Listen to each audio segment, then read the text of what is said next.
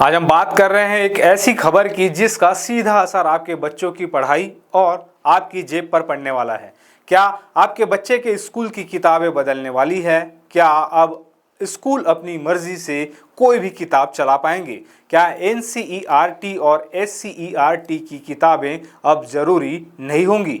जी हाँ, छत्तीसगढ़ के Bilaspur high court ने एक ऐसा फैसला सुनाया है जिसने पूरे एजुकेशन सिस्टम में एक नई बहस छेड़ दी है। आज के इस वीडियो में हम इस फैसले को पूरी गहराई से समझेंगे। हम जानेंगे कि ये फैसला क्या है, ये क्यों आया, इसका आप पर और आपके बच्चों पर क्या असर पड़ेगा और क्या इसके कोई छिपे हुए नुकसान भी है। तो वीडियो के अंत तक हमारे साथ बने रहिएगा क्योंकि ये जानकारी आपके लिए बेहद जरूरी है। नमस्कार, मैं हूं चंद्रशेखर और आप देख रहे हैं नवप्रदेश टीवी। खबर यह है कि बिलासपुर हाई कोर्ट ने प्राइवेट स्कूलों को एक बड़ी राहत दी है। कोर्ट ने अपने फैसले में कहा है कि अब छत्तीसगढ़ के प्राइवेट स्कूलों के लिए सिर्फ सीबीएसई या एससीईआरटी यानी सरकारी किताबें पढ़ाना अनिवार्य नहीं होगा। इसका सीधा सा मतलब ये है कि अब निजी स्कूल प्राइवेट पब्लिशर्स यानी निजी प्रकाशकों की किताबें भी अपने सिलेबस में शामिल करने के लिए आज़ाद होंगे। सालों से जो एक नियम बना हुआ था कि सरकारी किताबें ही चलेंगी, उस अनिवार्यता को अब खत्म कर दिया गया है। लेकिन रुकिए, कहानी इतनी सीधी भी नहीं है। इस आज़ादी के साथ कुछ शर्तें भी जुड़ी गई है और ये जानना भी बहुत ज़रूरी है कि ये छूट किन स्कूलों को मिली है। सबसे पहले और सबसे ज़रूरी बात यह है कि यह फैसला सिर्फ उन प्राइवेट स्कूलों पर लागू होता है जो सीबीएसई यानी central board of secondary education से मान्यता प्राप्त है। ये छत्तीसगढ़ बोर्ड से जुड़े स्कूलों पर लागू नहीं होगा। तो अगर आपका बच्चा सीजीबीएसई बोर्ड के किसी स्कूल में पढ़ता है तो उनके लिए नियम पहले जैसा ही रहेगा। अब बात करते हैं शर्तों की। हाई कोर्ट ने साफ कहा है कि किताबें चुनने की आज़ादी तो है लेकिन मनमानी करने की नहीं। इसके लिए स्कूलों को कुछ नियमों का सख्ती से पालन करना होगा। पहली शर्त, स्कूलों को सीबीएसई द्वारा 12 अगस्त 2024 को जारी एक अधिसूचना के निर्देशों का पालन करना होगा। इस नोटिफिकेशन में साफ लिखा है कि किताबों का कंटेंट कैसा होना चाहिए, उसमें कोई भी आपत्तिजनक या देश की एकता को तोड़ने वाली सामग्री नहीं होनी चाहिए।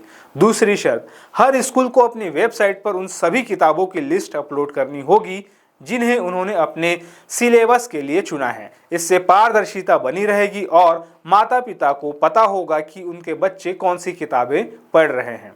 तीसरी और सबसे अहम शर्त, स्कूल मैनेजमेंट को एक लिखित घोषणा पत्र देना होगा कि चुनी गई किताबों और उनकी सामग्री की पूरी जिम्मेदारी खुद स्कूल की होगी। अगर किसी किताब में कोई गलत या आपत्तिजनक चीज पाई जाती है तो सरकार या संबंधित अथॉरिटी सीधे स्कूल के खिलाफ कार्रवाई कर सकती है। अब सवाल उठता है कि आखिर यह पूरा मामला हाई कोर्ट तक पहुंचा कैसे? क्यों स्कूलों को कोर्ट का दरवाजा खटखटाना पड़ा? तो इसकी कहानी शुरू होती है कुछ महीने पहले।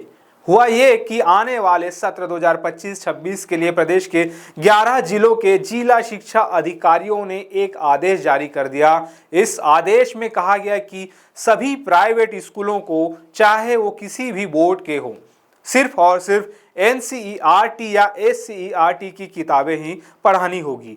इतना ही नहीं, आदेश में यह भी चेतावनी दी गई कि जो स्कूल इस नियम का पालन नहीं करेगा उसकी मान्यता तक रद्द की जा सकती है। इस आदेश के आते ही प्राइवेट स्कूलों में हड़कंप मच गया। जिला शिक्षा अधिकारियों ने निजी प्रकाशकों की किताबों पर पूरी तरह से रोक लगा दी थी। इस आदेश के खिलाफ निजी स्कूल प्रबंधन संघ ने हाई कोर्ट में एक याचिका दायर की। स्कूलों की दलील थी कि डीईओ का ये आदेश गैर कानूनी है। उनका कहना था कि जब सीबीएसई खुद स्कूलों को किताबें चुनने में लचीलापन देता है तो राज्य सरकार या जिला अधिकारी उन पर दबाव कैसे बना सकते हैं। उन्होंने कहा कि ये उनकी स्वायत्तता का हनन है और इससे बच्चों को अच्छी और आधुनिक शिक्षा देने में बाधा आएगी। उनका तर्क था कि कई प्राइवेट पब्लिशर्स की किताबें एनसीईआरटी से ज़्यादा बेहतर, ज़्यादा आकर्षक और ज़्यादा अपडेटेड होती है। वहीं सरकार और शिक्षा अधिकारियों का पक्ष ये था कि ये फैसला अभिभावकों के हित में लिया गया था। अक्सर ये शिकायतें आती है कि प्राइवेट स्कूल हर साल महंगी महंगी किताबें खरीदने पर मजबूर करते हैं। प्रकाशकों से कमीशन का खेल चलता है, जिसे बुक माफिया भी कहा जाता है। एक ही सिलेबस होने के बावजूद अलग अलग स्कूल में अलग अलग महंगी किताबें चलती हैं, जिससे माता पिता पर आर्थिक बोझ बढ़ता है। सरकार का मकसद इसी लूट को रोकना और पूरे राज्य में एक रूपता लाना था। दोनों पक्षों को सुनने के बाद हाई कोर्ट ने स्कूलों के हक में फैसला सुनाया। कोर्ट ने माना कि स्कूलों को गुणवत्तापूर्ण अध्ययन सामग्री चुनने का अधिकार होना चाहिए, बशर्ते वो सभी नियमों का पालन करे। अब इस फैसले के दो पहलू हैं, चलिए दोनों को समझते हैं। पहलू नंबर 1, स्कूलों और कुछ छात्रों के लिए फायदे। लचीलापन। स्कूल अब उन किताबों को चुन सकते हैं जो उनके हिसाब से बच्चों के लिए सबसे अच्छी है। बेहतर कंटेंट। कई बार प्राइवेट पब्लिशर्स की किताबों में प्रेजेंटेशन, तस्वीरों की क्वालिटी और उदाहरण ज्यादा होते हैं, जिससे बच्चों को समझने में आसानी होती है। प्रतिस्पर्धा। प्रकाशकों के बीच प्रतिस्पर्धा बढ़ेगी, जिससे किताबों की क्वालिटी में सुधार हो सकता है। पहलू नंबर 2, अभिभावकों की चिंताएं और संभावित नुकसान।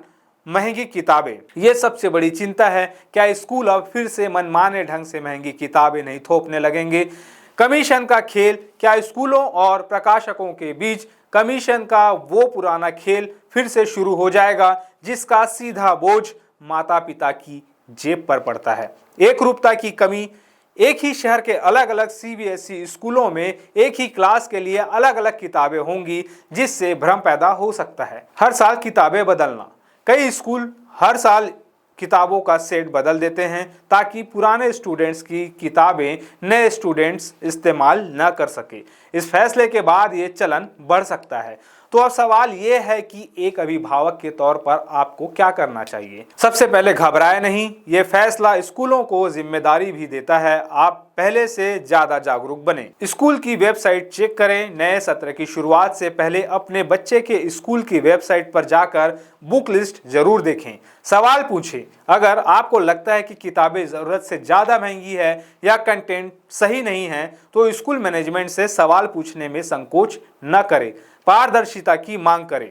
आप ये जानने का हक रखते हैं कि स्कूल ने किसी खास प्रकाशक की किताब को क्यों चुना। बिलासपुर हाई कोर्ट का ये फैसला एक बड़ा कदम है। ये प्राइवेट स्कूलों की स्वायत्तता को तो मानता है, लेकिन साथ ही उन पर एक बड़ी जिम्मेदारी भी डालता है।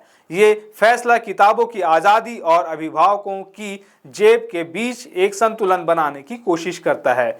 असली परीक्षा अब शुरू होगी। ये देखना होगा कि स्कूल इस आज़ादी का इस्तेमाल छात्रों के हित में करते हैं या फिर इसे मुनाफा कमाने का जरिया बनाते हैं। और इसमें आप जैसे जागरूक अभिभावकों की भूमिका सबसे अहम होगी। आपको क्या लगता है, क्या हाई कोर्ट का ये फैसला सही है? क्या इससे बच्चों की पढ़ाई बेहतर होगी या माता पिता पर बोझ बढ़ेगा? अपनी राय हमें नीचे कमेंट्स में लिखकर जरूर बताएं। हम आपके हर कमेंट को पढ़ते हैं। अगर आपको ये वीडियो आपके काम का लगा हो तो इसे लाइक करें, अपने दोस्तों और परिवार के साथ शेयर करें और ऐसे ही जरूरी अपडेट्स के लिए हमारे चैनल को सब्सक्राइब करना ना भूलें। नमस्कार।